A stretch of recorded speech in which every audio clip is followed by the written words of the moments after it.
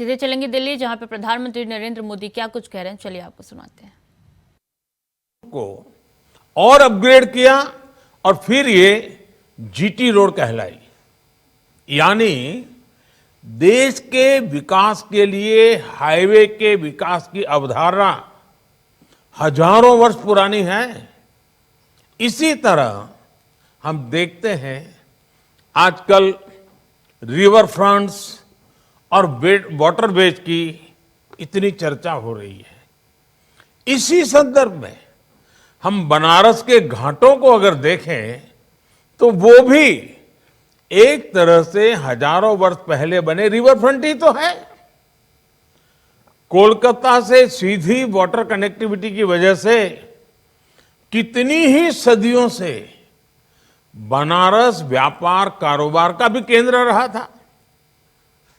एक और दिलचस्प उदाहरण तमिलनाडु के तंजावर में कलैणी डैम है।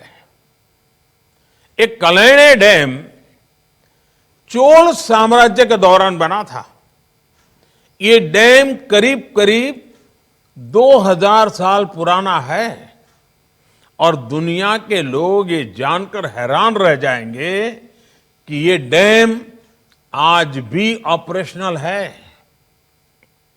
2000 साल पहले बना ये डैम आज भी इस क्षेत्र में समृद्धि ला रहा है। आप कल्पना कर सकते हैं कि भारत की क्या विरासत रही है, क्या विशेषज्ञता रही है, क्या सामर्थ्य रहा है। दुर्भाग्य से आजादी के बाद आधुनिक इंफ्रास्ट्रक्चर पर उतना बल नहीं दिया गया जितना दिया जाना चाहिए था।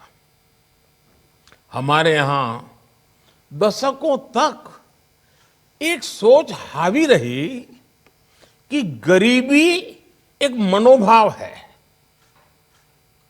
Poverty is a virtue. इसी सोच की वजह से देश के इंफ्रास्ट्रक्चर पर इन्वेस्ट करने में पहले की सरकारों को दिक्कत होती थी।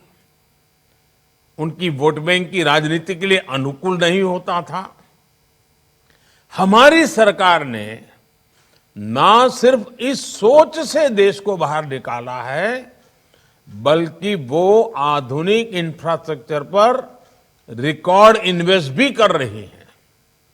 साथियों, इस सोच और इन प्रयासों का जो नतीजा निकला है वो भी आज देश देख रहा है। आज नेशनल हाईवे का एवरेज एनुअल कंस्ट्रक्शन 2014 से पहले की तुलना में लगभग 2 गुना हो चुका है। उसी प्रकार से 2014 से पहले हर साल 600 रूट किलोमीटर रेल लाइन का बिजलीकरण होता था, इलेक्ट्रिफिकेशन होता था। आज ये लगभग 4000 रूट किलोमीटर तक पहुंच रहा है। अगर हम एयरपोर्ट की तरफ देखें तो एयरपोर्ट की संख्या भी 2014 की तुलना में 74 से बढ़कर के 150 के आसपास पहुंच चुकी है, यानी डबल हो चुकी है। यानी 150 एयरपोर्ट इतने कम समय में पूरे होना। उसी प्रकार से आज जब ग्लोबलाइजेशन का युग है तो सी पोर्ट का भी बहुत महत्व होता है। हमारे पोर्ट्स की कैपेसिटी ऑगमेंटेशन भी पहले की तुलना में आज लगभग 2 गुनी हो चुकी है। साथियों, हम इंफ्रास्ट्रक्चर निर्माण को देश की इकोनॉमी का ड्राइविंग फोर्स मानते हैं। इसी रास्ते पर चलते हुए भारत 2047 तक विकसित भारत होने का लक्ष्य को प्राप्त करेगा। अब हमें अपनी गति और बढ़ानी है। अब हमें टॉप गियर में चलना है और इसमें पीएम गति शक्ति नेशनल मास्टर प्लान की बहुत बड़ी भूमिका है। गति शक्ति नेशनल मास्टर प्लान भारत के इंफ्रास्ट्रक्चर का, भारत के मल्टी मॉडल लॉजिस्टिक्स का कायाकल्प करने जा रहा है। ये इकोनॉमी और इंफ्रास्ट्रक्चर प्लानिंग को, डेवलपमेंट को एक प्रकार से इंटीग्रेट करने का एक बहुत बड़ा टूल है। आप याद करिए, हमारे यहां बड़ी समस्या ये रही कि पोर्ट, एयरपोर्ट बन जाते थे, लेकिन फर्स्ट माइल और लास्ट माइल कनेक्टिविटी पर ध्यान ही नहीं दिया जाता था, प्राथमिकता नहीं होती थी। एसईजेड और इंडस्ट्रियल टाउनशिप बन जाते थे, लेकिन उनकी कनेक्टिविटी और बिजली, पानी, गैस पाइपलाइन जैसे इंफ्रास्ट्रक्चर में बहुत देरी हो जाती थी।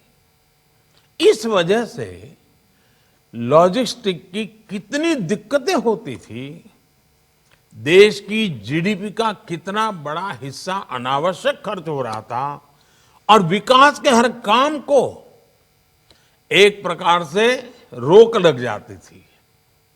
अब ये सारे नोड्स एक साथ तय समय सीमा के आधार पर सबको साथ लेकर एक प्रकार से ब्लूप्रिंट तैयार किए जा रहे हैं। और मुझे खुशी है कि पीएम गति शक्ति नेशनल मास्टर प्लान के परिणाम भी आज आने शुरू हो गए हैं। हमने उन गैप्स की पहचान की है जो हमारी लॉजिस्टिक एफिशिएंसी को प्रभावित करते हैं। इसलिए इस वर्ष के बजट में 100 क्रिटिकल प्रोजेक्ट्स को प्राथमिकता दी गई है और उसके लिए 75,000 करोड़ रुपए का प्रावधान किया है। क्वालिटी और मल्टी मॉडल इंफ्रास्ट्रक्चर से हमारी लॉजिस्टिक कॉस्ट आने वाले दिनों में और कम होने वाली है। इसका भारत में बने सामान पर, हमारे प्रोडक्ट्स की कॉम्पिटेंसी पर बहुत ही पॉजिटिव असर पड़ना ही पड़ना है। लॉजिस्टिक सेक्टर के साथ साथ ईज ऑफ लिविंग और ईज ऑफ डूइंग बिजनेस में बहुत सुधार आएगा। ऐसे में प्राइवेट सेक्टर के पार्टिसिपेशन के लिए भी संभावनाएं लगातार बढ़ रही है। मैं प्राइवेट सेक्टर को इन प्रोजेक्ट्स में पार्टिसिपेट करने के लिए आमंत्रित करता हूं। साथियों, निश्चित तौर पर इसमें हमारे राज्यों की भी बहुत बड़ी भूमिका है। राज्य सरकारों के पास इसके लिए फंड की कमी ना हो, इस हेतु से 50 साल तक के इंटरेस्ट फ्री लोन को 1 वर्ष के लिए आगे बढ़ाया गया है। इसमें भी पिछले वर्ष के बजटरी एक्सपेंडिचर की तुलना में 30% की वृद्धि की गई है। मकसद यही है कि राज्य भी क्वालिटी इंफ्रास्ट्रक्चर को प्रमोट करें। साथियों, इस वेबिनार में आप सभी को मेरा आग्रह रहेगा कि एक और विषय पर भी अगर आप सोच सकते हैं तो जरूर सोचिए। आधुनिक इंफ्रास्ट्रक्चर के निर्माण के लिए विभिन्न तरह के मटेरियल का होना उतना ही जरूरी है। यानी ये हमारे मैन्युफैक्चरिंग इंडस्ट्री के लिए बहुत बड़ी संभावनाएं बनाता है। अगर ये सेक्टर अपनी जरूरतों का आकलन करके पहले से फोरकास्ट करे, इसका भी कोई मैकेनिज्म डेवलप हो, तो कंस्ट्रक्शन इंडस्ट्री को भी मटेरियल्स मोबिलाइज करने में उतनी ही आसानी होगी। हमें इंटीग्रेटेड अप्रोच की जरूरत है। सर्कुलर इकोनॉमी का हिस्सा भी हमें हमारे भावी निर्माण कार्यों के साथ जोड़ना होगा। वेस्ट में से बेस्ट का कंसेप्ट भी उसका हिस्सा बनना जरूरी है। और मैं समझता हूं इसमें पीएम गति शक्ति नेशनल मास्टर प्लान की भी बड़ी भूमिका है। साथियों, जब किसी स्थान पर इंफ्रास्ट्रक्चर डेवलप होता है तो वो अपने साथ विकास भी लेकर आता है। एक प्रकार से डेवलपमेंट की पूरी इकोसिस्टम साइमल्टेनियस अपने आप खड़ी होना शुरू हो जाती है। और मैं जरूर अपने पुराने दिनों को जब याद करता हूं, जब कच्छ में भूकंप आया तो स्वाभाविक है कि सरकार के सामने इतना बड़ा हादसा आए तो पहली क्या कल्पना रहती है? पहला ये रहता है, चलो भाई जल्दी से जल्दी काम इधर उधर करके पूरा करो और नॉर्मल लाइफ की ओर चलो। मेरे सामने दो रास्ते थे। या तो उस क्षेत्र को सिर्फ और सिर्फ राहत और बचाव के कार्यों के बाद छोटी मोटी जो कि टूट फूट है उसको ठीक कर करके उन जिलों को उनके नसीब पर छोड़ दूं, या फिर आपदा को अवसर में बदलूं, नई अप्रोच के साथ कच्छ को आधुनिक बनाने की दिशा में जो कुछ भी हादसा हुआ है, जो कुछ भी नुकसान हुआ है, लेकिन अब कुछ नया करूं, कुछ अच्छा करूं, कुछ बहुत बड़ा करूं। और साथियों, आपको खुशी होगी, मैंने राजनीतिक लाभ गैर लाभ न सोचा। तत्काल हल्का फुल्का काम करके निकल जाने का और भाई लूटने का काम नहीं किया। मैंने लंबी छलांग लगाई, मैंने दूसरा रास्ता चुना और कच्छ में विकास के लिए इंफ्रास्ट्रक्चर को अपने कार्यों का मुख्य आधार बनाया। तब गुजरात सरकार ने कच्छ के लिए राज्य की सबसे अच्छी सड़कें बनवाई, बहुत चौड़ी सड़कें बनवाई, बड़ी बड़ी पानी की टंकियां बनवाई, बिजली की व्यवस्था भी लंबे समय के लिए काम आए ऐसी करी। और तब मुझे मालूम है, बहुत लोग मुझे कहते थे, अरे इतने बड़े रोड बना रहे हो, 5 मिनट 10 मिनट में भी एक व्हीकल वहां आता नहीं है, क्या करोगे इसको बना करके, इतना खर्चा कर रहे हो, ऐसा मुझे कह रहे थे। कच्छ में तो एक प्रकार से नेगेटिव ग्रोथ था, लोग वहां से छोड़ करके कच्छ छोड़ रहे थे, पिछले 50 साल से छोड़ रहे थे। लेकिन साथियों, उस समय इंफ्रास्ट्रक्चर पर जो हमने इन्वेस्ट किया, उस समय की आवश्यकता को छोड़ करके भविष्य के भी आवश्यकताओं को ध्यान में रख करके सारा प्लान किया, आज उसका लाभ कच्छ जिले को अद्भुत मिल रहा है।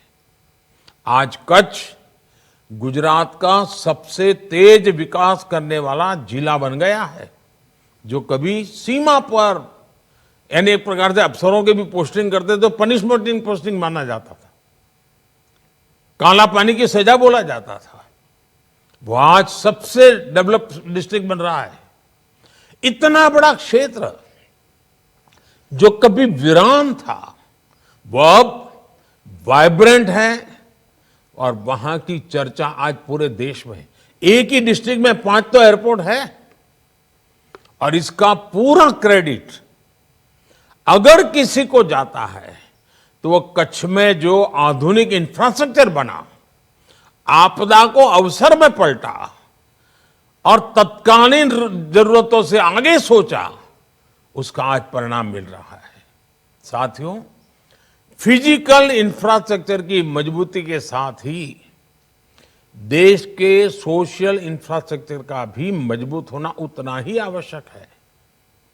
हमारा सोशल इंफ्रास्ट्रक्चर जितना मजबूत होगा, उतने ही टैलेंटेड युवा, स्किल्ड युवा काम करने के लिए आगे आ जा पाएंगे।